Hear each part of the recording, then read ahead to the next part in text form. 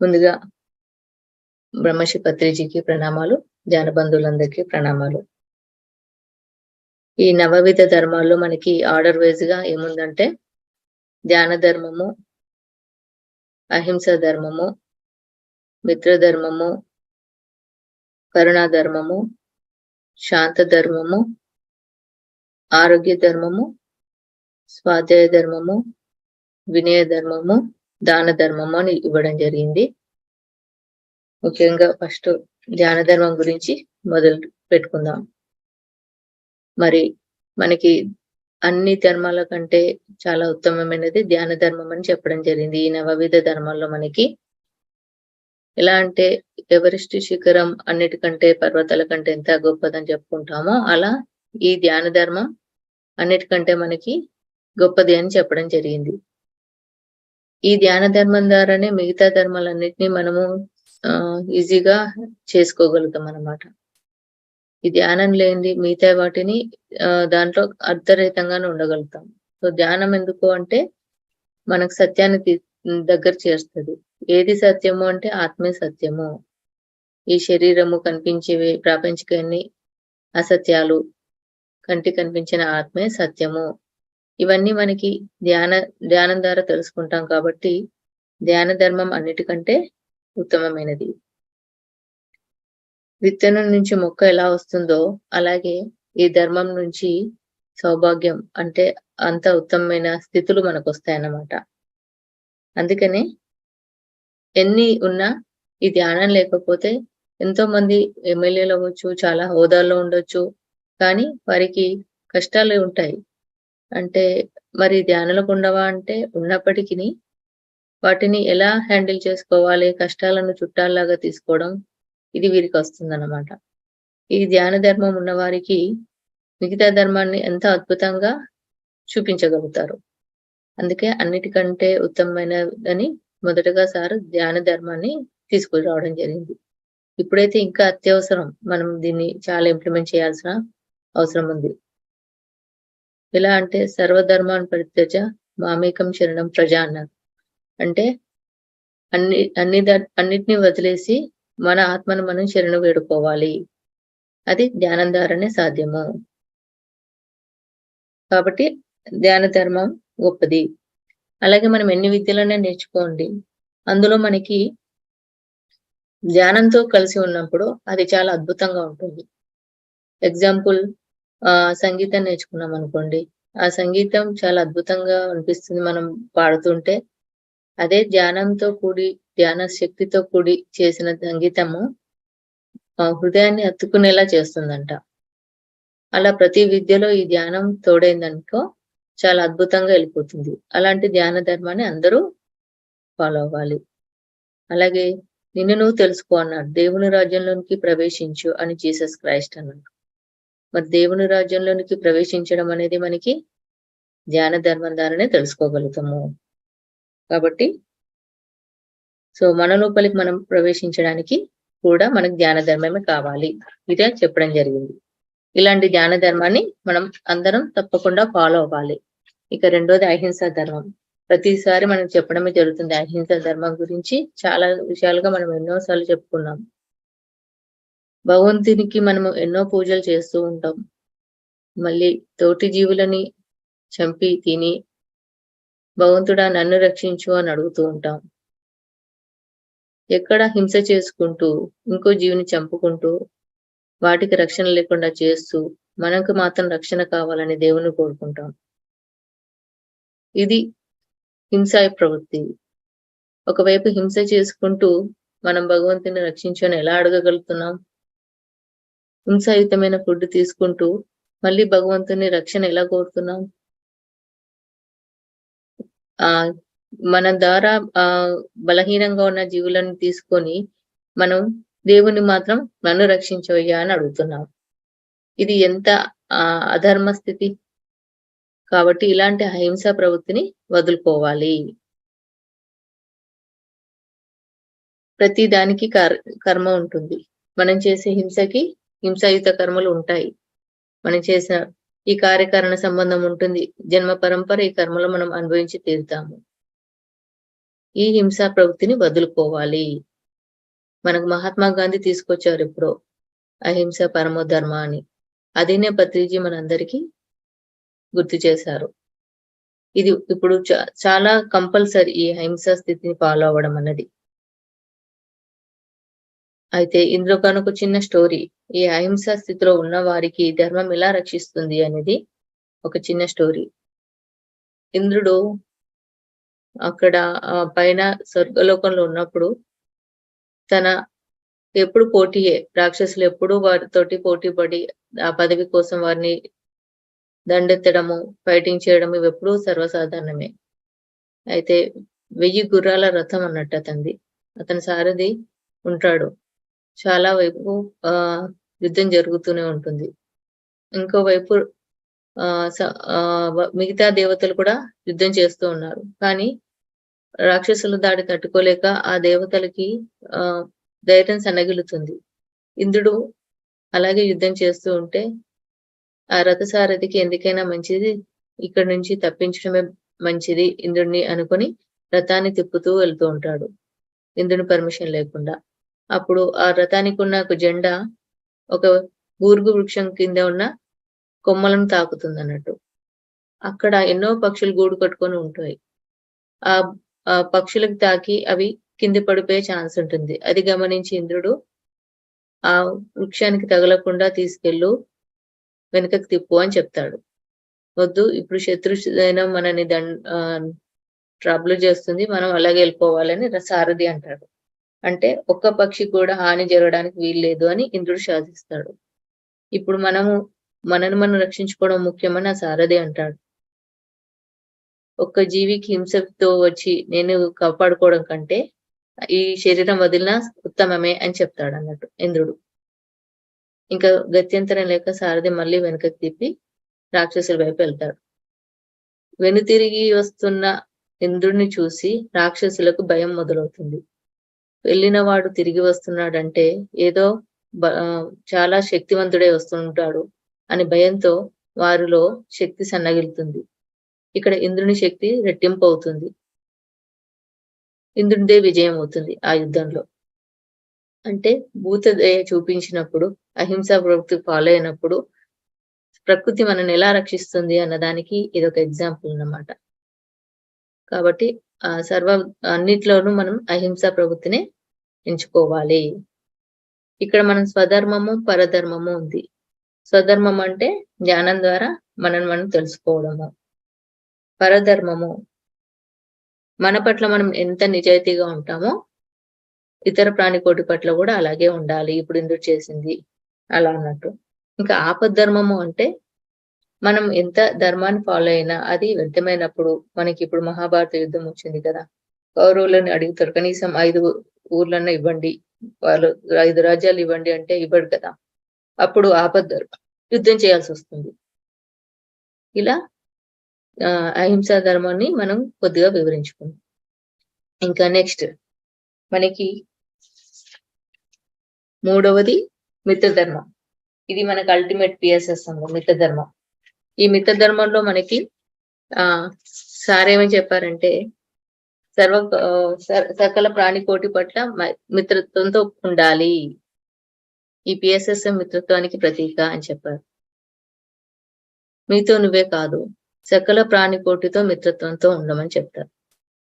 దీనికి పరమేశ్వరుని ఫ్యామిలీయే మనకి ఎగ్జాంపుల్.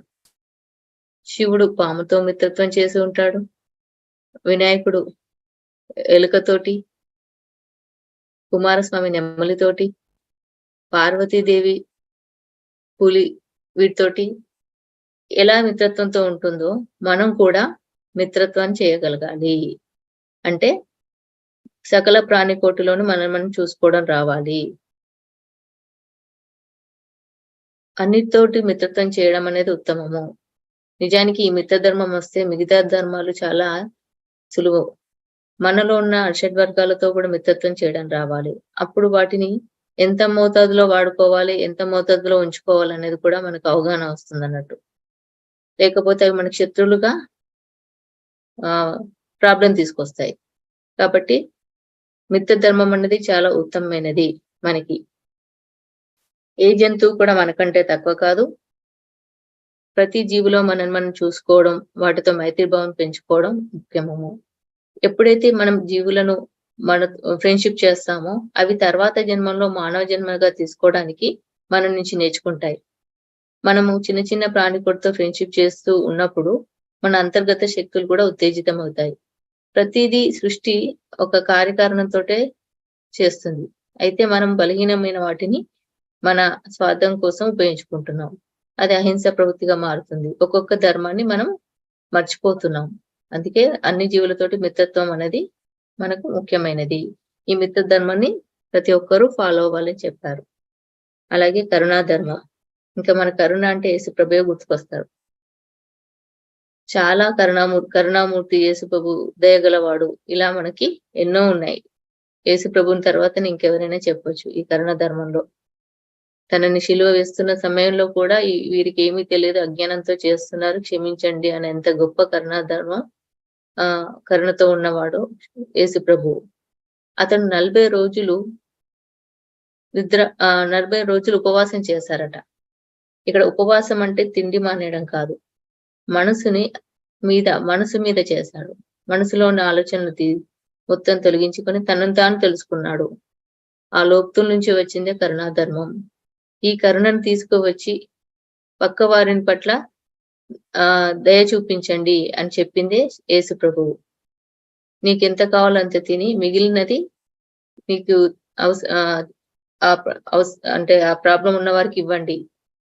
ఫుడ్ అవసరం ఉన్న వాళ్ళకి మీ దగ్గర ఉన్నది మిగిలింది వారికి ఇవ్వండి. ఏదైతే మీకు అవసరమో అంత తీసుకొని అవసరానికి మించింది ఏమైనా ఉన్నా మీ పొరుగు వారికి ఇవ్వండి. అలాగే మీ మేలు కోసం ఎలా చేసుకుంటున్నారు, పొరుగు వారి మేలు కూడా మీరు కోరుకోవాలని అని చెప్పింది యేసు ప్రభువు. ఎంతటి కరుణామూర్తి మనకి ఇంక యేసు తర్వాతనే ఎవరైనా చాలా ఇష్టపడతారు ప్రతిసారి యేసు ప్రభు గురించి చెప్పడానికి. అలాగే యేసు ప్రభువు చెప్పిన మన ధ్యానులు కూడా అందరూ ధ్యాన ప్రచారం చేయాలి, అందరికీ ఎలా నేర్పించాలి అంటే చంద్రశేఖర్ శర్మ గారు ఎగ్జాంపుల్ చెప్పారు సార్. అక్కడ చంద్రశేఖర్ శర్మ అనే గొప్ప పిరమిడ్ మాస్టర్ అన్నట్టు వారికి ఇలాగే ధ్యాన ప్రచారం చేస్తున్న సమయంలో ఎవరు ఇంటికి వస్తున్నారో ఆ టైంలో ఆయనకి వేడి వాటర్ ఒంటి మీద పడ్డాయి, బొబ్బలు వచ్చాయన్నమాట. అలాంటి సమయంలో ఎవరో ధ్యానం కోసం వచ్చారని చెప్పి వాటిని ఒక బట్టతర కప్పుకొని వచ్చి వాళ్ళకి కావాల్సినంత ధ్యానాన్ని నేర్పించేసి వాళ్ళకు అవసరమైన డౌట్స్ అన్ని క్లియర్ చేశాక పంపించేసి రెస్ట్ తీసుకుంటాడు. ఎంతో కాలిన గాయాలంటే ఎంత పెయిన్ ఉంటుంది. ఆ టైంలో కూడా ఆయనకు వాళ్ళకి అవసరమైనది నేర్పించేసి పంపించినాకనే కూర్చున్నారట. ఇంకా అప్పుడు మహావతార్ బాబాజీ వచ్చి ఆయనకి హీలింగ్ చేశారని చెప్పారు. అంటే మన ధర్మాన్ని మనం నిర్వర్తించినప్పుడు మనకు మాస్టర్స్ ఎలా హెల్ప్ చేస్తారనడానికి చంద్రశేఖర్ శర్మ గారి గురించి పత్తి గారు చెప్పారన్నట్టు ఒక సందర్భంలో. సో యేసు ప్రభు మనకి కరుణా ధర్మాన్ని నేర్పించడం జరిగింది. అలాగే అంపశయ పైన ఉన్న భీష్ముడు కూడా తను శరీరాన్ని కంప్లీట్ గా వదిలేంత వరకు కూడా రాజనీతిని అంతా ధర్మరాజుకు బోధించారు. మనకి ఏదైతే తెలిసిందో అది పంచవలసిందే, అక్కడికి ఆగిపోవద్దు. మనం కంపల్సరీ మనం ధ్యాన ప్రచారం చేయాలి, ఇది మన కర్తవ్యం అని చెప్పడం జరిగింది. సో యేసు ప్రభు ద్వారా మనకు తెలిసింది కరుణా ధర్మము. ఇది మన నవవిధ ధర్మంలో ముఖ్యమైనదని చెప్పడం జరిగింది కరుణా ధర్మం. అలాగే శాంత ధర్మం 5వది. మనం ధ్యానం చేయాలంటే మనసు చాలా ప్రశాంతంగా ఉండాలి. అల్లకల్లోలమైన మనసు ద్వారా ఏమి చేయలేము. సో ఈ శాంతాన్ని మనం తెచ్చుకోవాలి. ధ్యానం చేస్తుండగా వస్తుంది, కానీ శాంతం చాలా అవసరం. ఎవరైతే తనను తాను శాంతింప చేసుకోలేరో ఏది సాధించలేరు, ఎక్కడ ఆనందంగా ఉండలేరు. అందుకే మనం ఎన్నో చేసి వచ్చి మనశ్శాంతి లేదు అంటాం. మనశ్శాంతి ఉంటేనే ఎంత ప్రశాంతంగా ఉందని పిలుతాం. ఎవరైనా అడిగితే నీకేం కావాలంటే కాస్త మనశ్శాంతి కావాలి అంటారు. కొన్ని బిజీ షెడ్యూల్ ఉన్న వాళ్ళు కొద్దిగా మనశ్శాంతి కావాలి అంటారు. మరి అన్నెసరీ ఈ ప్రాపంచిక విషయాలు ఎక్కువ చేసుకొని కూడా శాంతిని కోల్పోతారు. సో ఎంత ఒక రాజు సైతం యుద్ధ రంగంలో కూడా అంతర్గతంగా ఎంతో శాంతి ఉన్నవాడే దాన్ని జయించే శక్తి వస్తుందట. అంటే ముందట ఎంత భీకరమైనది ఉన్నా లోపల అనంతమైన శాంతిని కోల్పోయిన వాడికే శక్తి ఎక్కువ వస్తుంది అన్నట్టు. శాంతి యొక్క చాలా పవర్ఫుల్ అన్నట్టు. ఎందుకంటే అది కోపం అనే ఎనర్జీని పవర్ గా మారుస్తుంది ఈ శాంతి. ఇది ఎనర్జీ ట్రాన్స్ఫర్మేషన్ అని ఇంకో బుక్ లో ఉంది. ఈ కోపాన్ని ఎలా మార్చుకోవాలి ప్రేమగా, శాంతిగా అనేది. అలా మార్చుకున్నప్పుడు మనకి చాలా అద్భుతమైన ఎనర్జీగా ఫామ్ అయ్యి మనకి చాలా పనులు చేసుకోగలుగుతాం అన్నమాట. ఈ శాంత ధర్మం గురించి మనకి గుజ్జరీష్ అనే అతను వాళ్ళ కొడుకుకి ఏం చెప్పారంటే, నీకు కొట్టాలనిపిస్తే కొట్టు, తిట్టాలనిపిస్తే తిట్టు, చంపాలనిపిస్తే చంపేసేయి ఎప్పుడైనా నీకు కోపం వచ్చినప్పుడు. కానీ 24 గంటల తర్వాత చెయ్యి, వెంటనే చేయొద్దు అని చెప్తారు. అంటే 24 గంటల తర్వాత ఆ కోపం తగ్గి శాంతిగా మారుతారు కాబట్టి. అలా మనకి గౌతమ్ బుద్ధుని స్టోరీ కూడా ఉంది. గౌతమ్ బుద్ధుడైతే అనంతమైన శాంతికి ఎగ్జాంపుల్ గా చెప్పుకోవచ్చు. అతను భిక్షాటన చేస్తున్న సమయంలో ఒకానొకతను వచ్చి అతని ఇష్టం వచ్చినట్టు తిరుగుతుంటాడు. నీకు అవసరమా?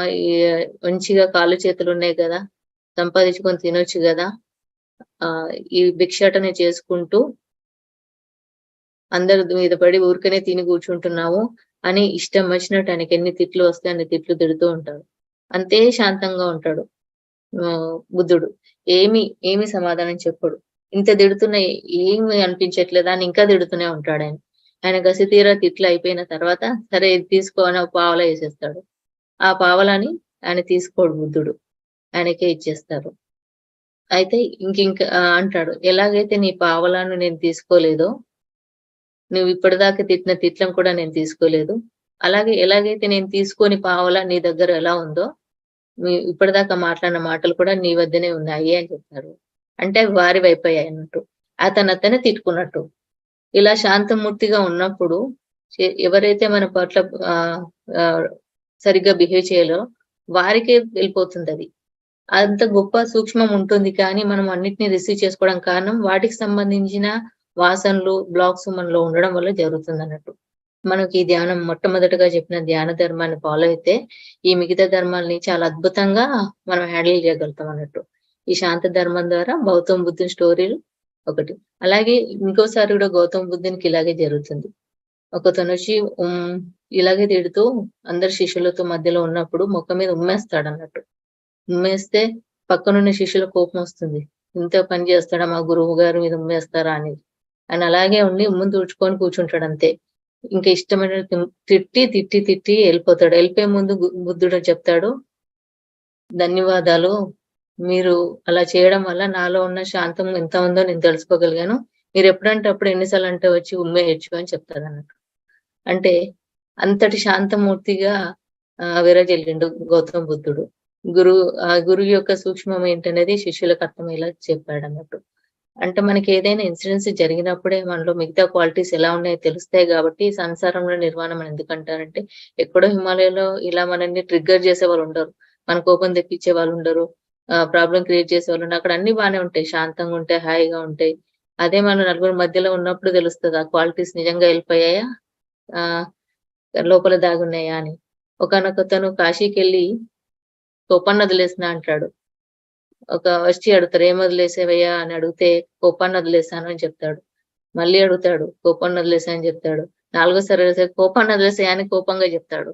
అంటే మనలో సహనం అనేది కోల్పోవడం జరుగుతుంది. అంటే ఏది వదిలేసాం అనేది ఊరికేనే వదిలేయడం రాదది. అది లోపల నుంచి వెళ్ళిపోవాలి. అలా ఎక్కడెక్కడ వదిలేయడం అంత ఈజీ కాదు. మన ధ్యానం ద్వారానే మనం ఆ శక్తిని మార్చుకోవడం వస్తుంది. వదిలేయడం అంటే ఇక్కడ ఏంటంటే అదొక ఎనర్జీ. ప్రతి ఎమోషన్ ఒక ఎనర్జీ. ఎనర్జీ పాజిటివ్ గా మారిపోవడం జరుగుతుంది. మన ధ్యాన ధర్మాన్ని సరిగ్గా వినియోగించుకున్నప్పుడు. ఇవన్నీ మీకు ఉపయోగించుకోవడం రావాలి అంటారు. సార్‌కి కోపం లేదుగా, కోప్పడుతున్నాడు కదా అంటారు. కానీ ఆయన ఉపయోగించుకుంటాడు. దాన్ని ఎక్కడ వాడాలో అక్కడ వాడతారన్నట్టు. అది లోపల తీసుకోకుండా వాడడం రావాలి మనకి. ఒక చోట కోపం మాట్లాడాలి అంటే అది కోపం చేయాల్సిందే. కానీ లోపల శాంతమే ఉండాలి. అలాంటి కోపం ఉత్తమమైనది. అక్కడ బయట మార్పులు తీసుకొస్తుంది. అక్కడ అవసరం కాబట్టి ఆ కోపాన్ని ప్రదర్శించాలి. సార్ ఎప్పుడు కోపాన్ని ప్రదర్శించేవారు. కోపం ఆయన అయ్యేవారు కాదు. అలాంటి సమయంలో కూడా అనంతమైన శాంతంతో ఉంటారన్నట్టు.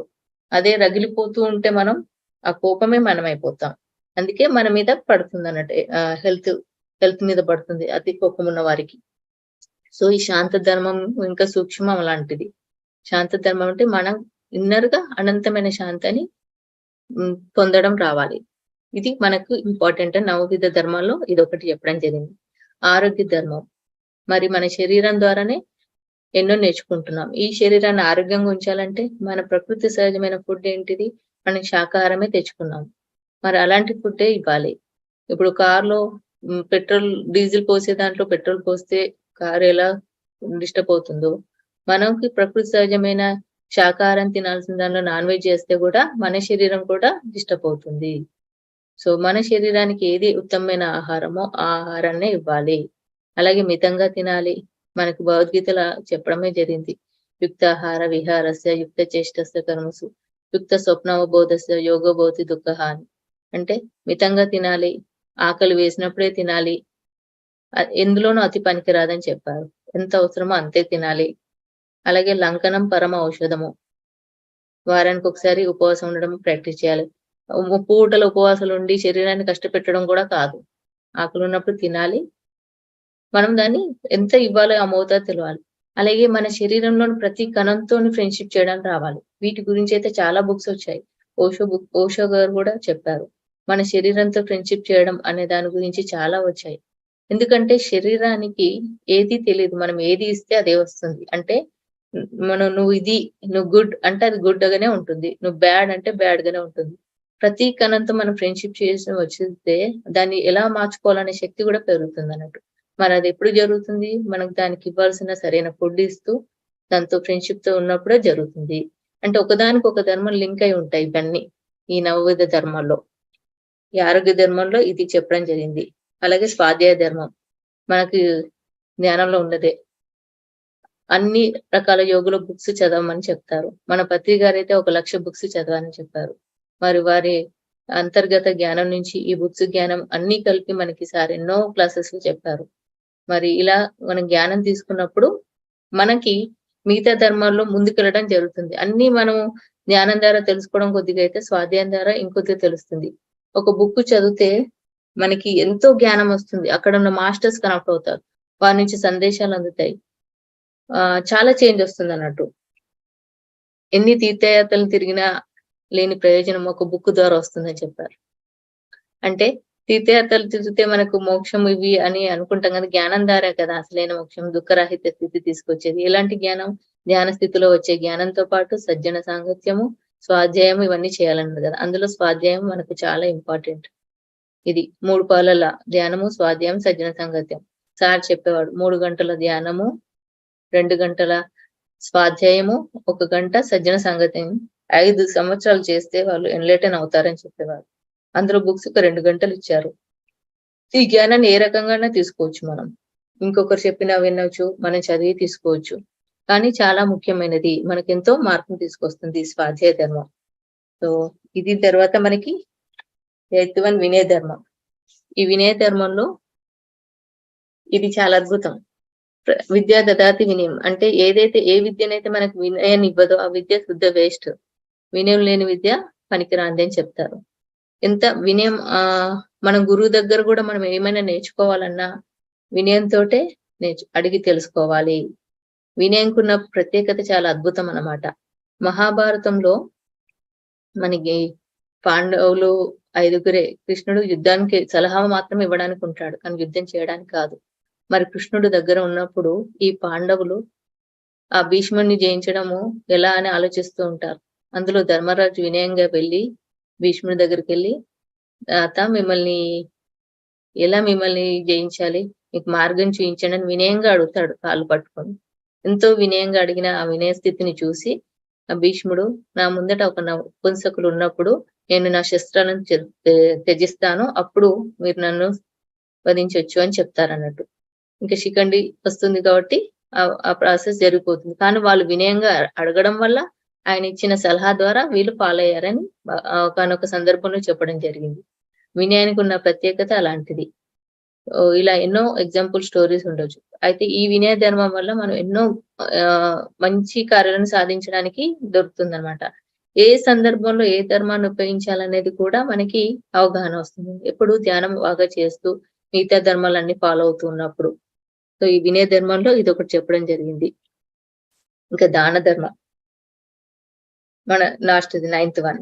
మన దగ్గర ఏది ఉంటుందో మన పక్క వాళ్ళకి ఇవ్వాలని చెప్తారు. ఇప్పుడు మనం ఒక పూట అన్నం పెట్టామనుకోండి, అది ఒక పూటకి సరిపోతుంది.